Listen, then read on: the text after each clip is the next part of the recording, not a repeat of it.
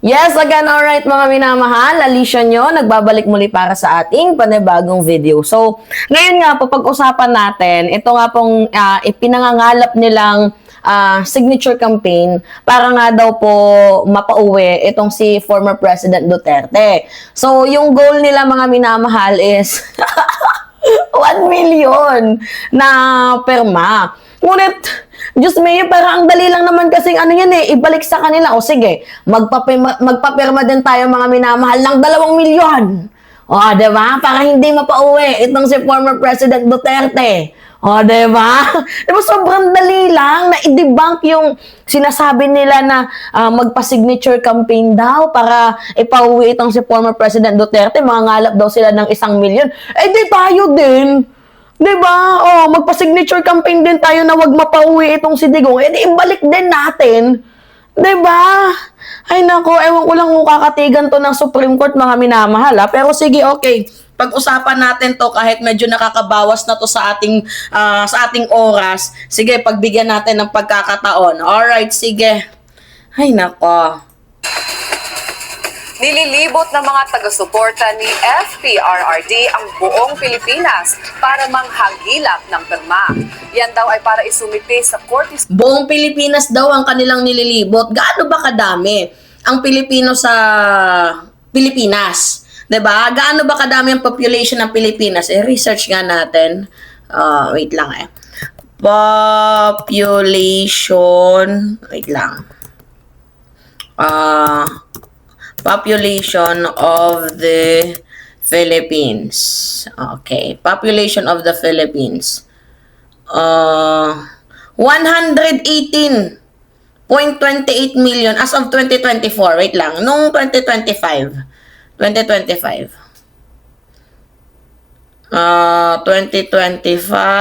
Ba't naging 114? 120 million na. Okay, 120 million. So ngayon, bakit 1 million lang yung signature campaign na ipinapakalap ninyo? Pwede bang i-half na lang ninyo? Diba? Or di kaya gaano ba kadami yung voters sa bansang Pilipinas? Population of the Philippines 2025 voters. Dagdag na lang natin dyan. Okay. Nasa 65 million yung botante sa bansang Pilipinas. Eh di gawin na lang natin kahit mga 30 million na lang sana yung ipakalap ninyong perma. Pero yung 1 million, sobrang daling gawin lang yan, mga minamahal. Hinahabol na raw. Diba? Meron nga silang Mary Grace Piatos Kung yung Mary Grace Piatos na, diba, na-reported ng COA, napepeke nila, perma pa kaya? How authentic yung perma nila, yung signature nila? Sige nga. Diba? Sige nga, sige. Ano natin to mga minamahal? Oo. Continue. Suprema at ipanawagan ang pagpapauwi sa dating Pangulo. Narito ang Agenda Weekend Report ni Ryan Riloban ng Abante. Maagang nagtipon-tipon ang mga taga-suporta ni dating Pangulong Rodrigo Duterte sa ilang bahagi ng lungsod ng Maynila kanina. Yan ay para isagawa ang tinawag nilang nationwide signature campaign Caravan. Layo nito na mangalap ng pirma bilang apela sa pamahalaan para sa agarang pagpapauwi sa Pilipinas sa dating Pangulo mula sa The Hague, Netherlands. Wala na pong jurisdiction ang Pilipinas. Dito nga po sa International Criminal Court. Bakit niyo ba pinipilit? Diba? Hindi nyo. Umikot ang isang van sa piling pangunahing kalsada sa Maynila na may nakadikit na mga tarpaulin na may nakalagay na katagang "Tay Kami Naman" at may kalakip na larawan ni dating President Duterte. Ayon kay Placido Pilosopo na mula sa May Isog Rally, December 5 nang simulan nila ang caravan dito sa Luzon kung saan target na makalikom ng 1 milyong pirma sa buong bansa. Narinig ninyo. December 5. Ay nagkaroon ng translasyon noong January 8 hanggang January 10. Baka yung iba, di ba? Doon na din sila nagpapirma. So, how sure na yung mga pipirma dyan ay nilibot talaga nila sa buong mundo? Para naman kami mga pinanganak nito kahapon. Okay, sige, continue tayo. Inaasahan naman anya na matatapos ang kanilang aktibidad sa Pebrero ngayong taon at agad din nilang isusumite sa Korte Suprema. After po nito, siguro Korte Suprema.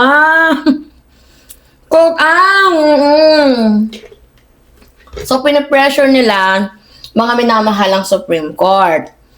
Ang mangyayari nito ganito Kapag pumayag ang Supreme Court, dito nga po sa signature campaign nila, baka yung mga future case, gano'n na lang yung gagawin. Ipe-pressure na lang itong Korte Suprema.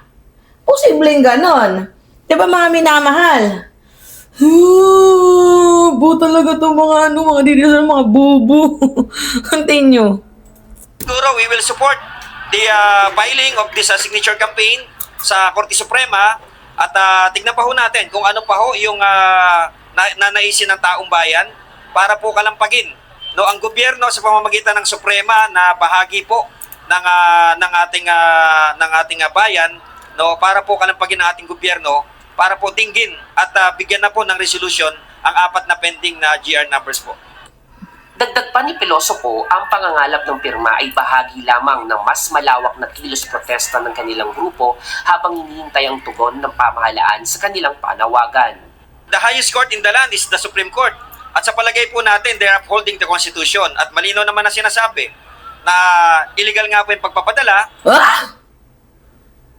Illegal ang pagpapadala kanino? Kaya kailangan lang po na Illegal daw yung pagpapadala kay former President Duterte. Sino may sabi? Sino may sabi? Si Harry Roque. Si Pulong. Kinidnap. Ganon. Ang kinidnap mga minamahal si Maduro. Si Digong dinaan sa due process. Yun yung literal na kinidnap si Maduro ng Valenzuela. Pero si Digong, with all due respect, dinaan siya sa due process. Sandamakmak na hearing pa nga ang nangyari. 'Di ba? Pag sinabi lang, bakit yung Korte Suprema nagsabi na ba na ang pagpapahuli kay Digong ay illegal? Sinabi ba yan ng Supreme Court? Wala naman na. Hindi illegal ang pagpapahuli kay Digong. Wala pang sinabi ang Supreme Court. Bakit natat kayo? Ang alam ko lang nagsasabi niya si Sara. Hintayin nyo nga tayo. kita din ng mga judges natin na marami talagang Pilipino ang kumu-question sa pagpapadala na to. Sa January Madaming Pilipino ang kume-question, pero madami din Pilipino din naman ang natutuwa dahil nagkaroon sila ng hustisya. So, for check and balance, okay, madaming nagtatanong, pero madami din ang natutuwa. 'Di ba? At kung sa ipinapakalap ninyong signature campaign na 1 million, gaano ba kadami yung mga taong pumirma dyan? Mabibilang mo nga lang, Sige nga, bilangin natin. 31. 1, 2, 3, 4, 5, 6, 7, 8, 9, 10, 11, 12, 13. 13 yung tao. Pero hindi natin alam kung gaano kadami talaga sila dyan kasi wala namang pila. 'Di ba? So paano magiging authenticated or magiging reliable yung perma ninyo? 'Di ba? Did you really get the point? Kasi wala namang sandamakmak na pila. Tingnan nga natin, may pila. ay magkakasari ng mga Duterte supporter ng 'Di ba? 1, 2, 3, 4, 5, 6, 7, 8, 9, 10, 11, 12. Sige. 'Di ba? Dagdag na natin 'to yung mga nandito, 12, 13, 14, 15. Mabibilang mo pa lang sa kamay mo. 'Di ba? Mabibilang pa ng mata mo. Paano yun makakapag-generate ng 1 million kung ganyan lang sila kadami? Tapos magkakaroon ng motorcade caravan daw lalarga sa EDSA 31. Ano yung comment dito? Sige nga. Nobody from the Philippines has control over ICC. You get 1 billion signature, so you're just dreamlike on Kibuloy who thinks he is the son. Huy, totoo. He is the son of God. Kahit bilyones pa ang perma na ikalap ninyo, at the end of the day, mga minamahal, wala pa din talagang control ang Pilipinas dyan sa International Criminal Court. 'Di ba? Okay lang yan, magkakasakin ng signature campaign para bitahin si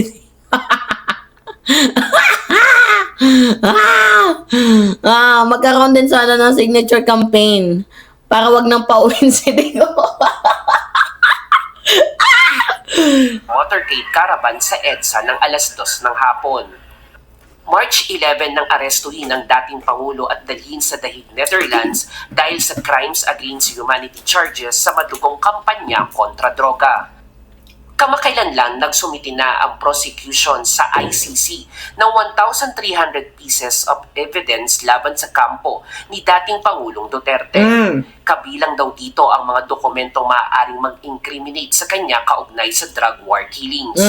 Sa ngayon, wala pang kumpirmadong schedule ng confirmation of charges hearing ng dating Pangulo habang nananatili ito sa custody. Pero kasi yung kalusugan ni Digong okay naman eh.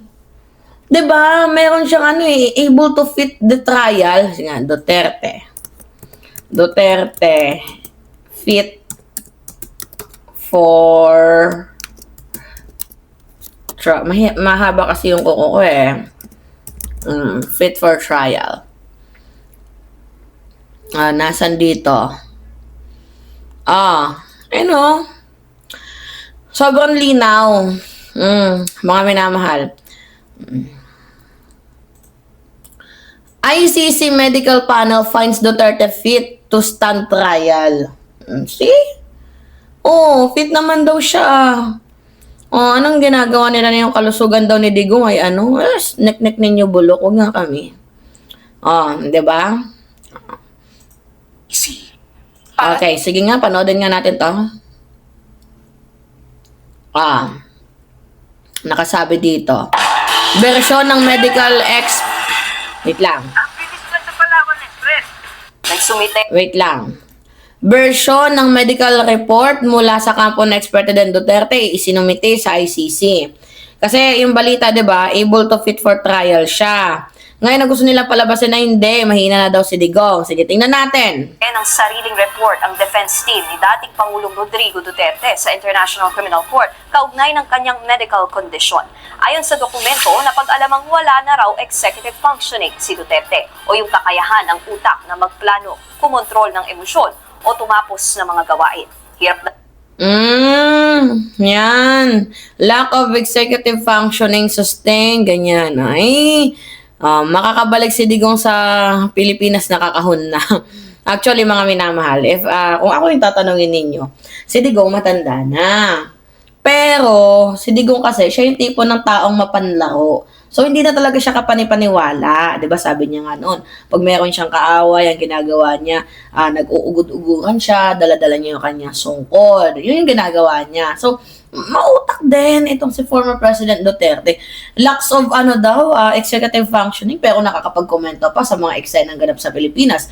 Pag nandito yun sa Pilipinas, lang din yung gagawin niya, walang iba kundi mag-rally. Isasama ng mga Duterte camp or mga supporters or ng mga team leader o mga PR team dyan sa mga hakbang ng maisog. Para anong gawin? Para pagmurahin, para mantarantado.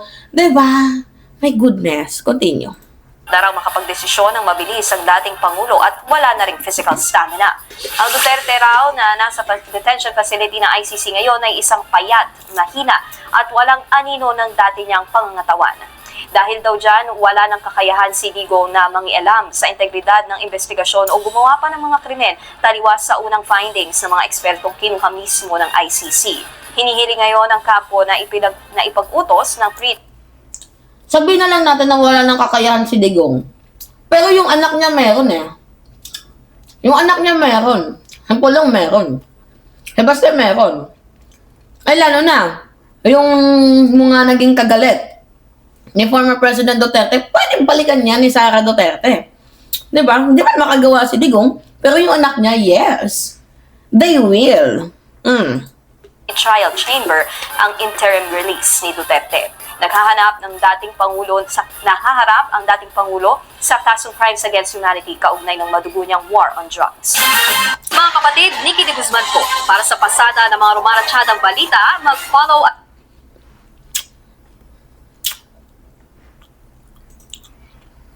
Si Bato pa susunod. Huwag kayo papayag Pilipinas, makulong yung mga yan. Para-paras lang sila. Si GMA, kulong versus corruption, pinardon ni Digong. Si Irap, kulong sa guilt and plunder, pinardon ni GMA. Diba? Ang dami nilang ang dami nilang hanash. Ano pa ba yung mga balita dito? Oh, ICC reject request. Oh, ito, dininay pala.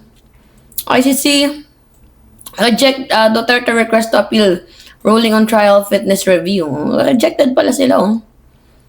Rejected pala sila sa hamon nila na yung sa version nila.